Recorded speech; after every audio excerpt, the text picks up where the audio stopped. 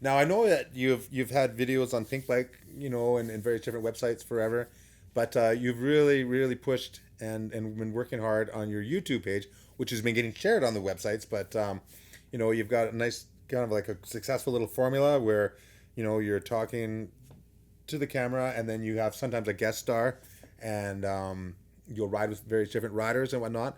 And what I noticed is that you give a lot of credit, and you mentioned the trail builders, which is very cool and respectful. And you've been pounding out the edits with various different people in various different places, and it seems to be working for you. And your numbers have been rising, and social media and whatnot is a successful part of your whole stick. As is any free rider these days. It's part of the whole game. You know, tell us about your approach to the social media and working on your numbers.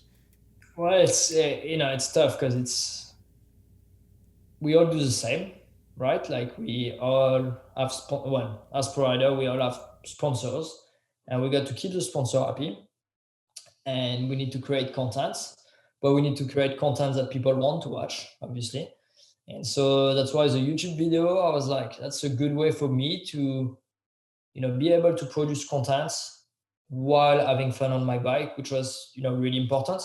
I didn't want to burn out, and so I was like doing those trail previews and going and riding new trails with new guests is a good way for me to like keep being stoked about riding bikes and not feel like I'm doing the same always and always.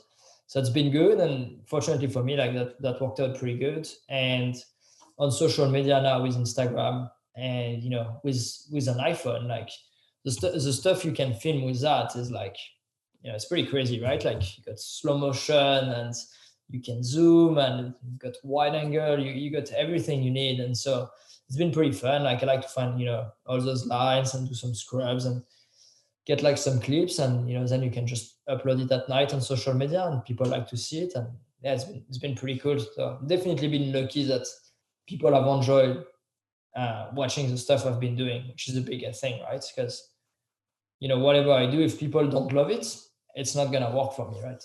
Yeah. So it's been pretty awesome to see people like enjoying watching that stuff. Now, have you been doing a lot of this editing yourself? Because you've got titles on there, and then you show some riding, and then you cut back to the little like the good spots, and then it's all spliced together quite well. So I know I that you've used Chris Ritchie for years for different edits and whatnot. But are you editing some of these new ones yourself? So I do everything that's like film 100% with a GoPro. I do everything myself. So I spend a lot of time like actually editing, and it's great, but it's a lot of work.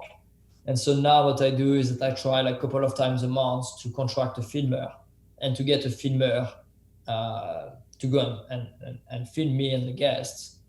And so that way, the quality is obviously better. It's always better, right? When you get someone else that's super knowledgeable and they know how to do their stuff, and it's just more efficient.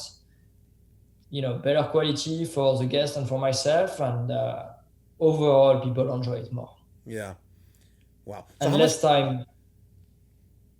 time, it takes me less time, obviously, because I no longer have to edit. So Yeah. it means more time to write. Yeah. Well, which is always a win-win. Now, how much time are you putting into this? Like, like it seems like I was just watching, and every week you were coming up with another banger, and I'm like, wow, he's just hammering out the good content. Like, this is obviously a job, but you're taking it seriously. Like, how much time are you putting in this? How many hours a day are you giving her? I wake up, I have my coffee, and like I spend my, just like you, I guess, like way too long on emails, because emails, it's like keeping sponsors updated, but it's also ordering products, organizing, shipments, organizing bike builds, organizing for sponsors, like, their new content or their new videos gonna come out to promote like a new product or a new release. All that is a lot of time. All the invoicing part, all the tax part, all the like being organized, like even just having like a Google Drive document for sponsor with like all your photo and your video, everything organized. Like it's a lot of work. Then you need to train, which I haven't done enough lately, but normally I try and I go to the gym, just make sure I'm strong, I'm fit, and I can limit injuries. And then you need to write, and then you need to film, and then you need to edit the video, and then you need to keep up with social media. Then you need to reply to all the comments and all the messages you get. And I don't know, I spent like I'm working nonstop. Yeah. Like I never stop. Yeah. Yeah. Yeah. No, I Like get you, it. you I so my girlfriend, like she always complains because I never stop. But yeah. I also love it, right? So the day where I don't love it anymore, I think I will stop.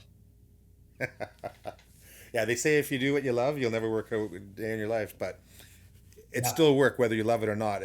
But it's just it's a passion. So it's something you love to do, and it doesn't seem like such hard work when you love it, but you still have to put in the hours, and you still got to do it right, and you got to keep the sponsors happy, and um, you're doing it.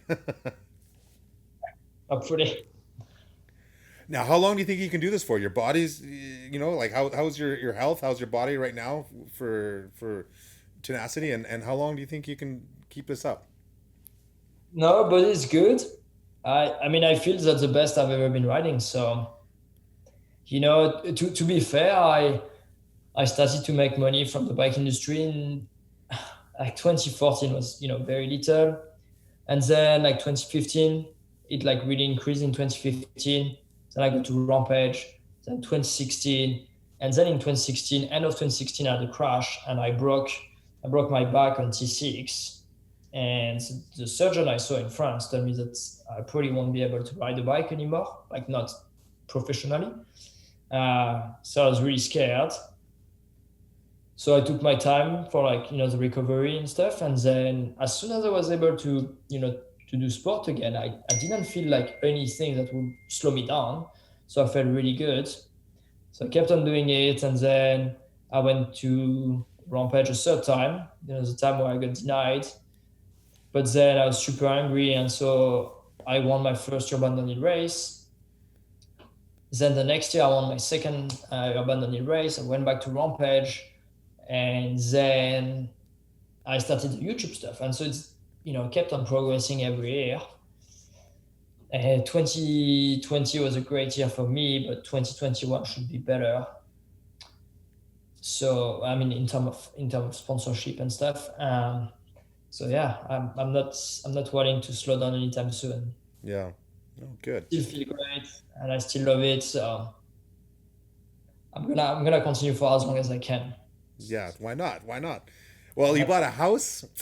You're right at the bottom of the trails in Squamish, so that's a good thing. That's you're right, like right smack dab in the center of a mountain bike mecca, and you're obviously loving what you're doing. People are loving what you're doing.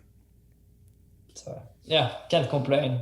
Definitely in a good position. Working too hard is not really a problem in that case. Yeah, and you're riding through the winter. You're riding in the snow. I see you're doing some gnarly drops in the snow and whatnot, and um, I see Joanne Borelli was coming out and doing some of your lines, but not piecing it together quite together the way you did in the snow, which I thought was absolutely kind of nuts. But you made it happen. So But you need to well up fast, Brad, because soon we're doing a video together. yes, yes, I know. I dislocated my elbow, so I don't think I'm ready for some Remy lines yet, but maybe. Um, That's gonna be good. We go you out there. Yeah, totally. Some old school, some new school.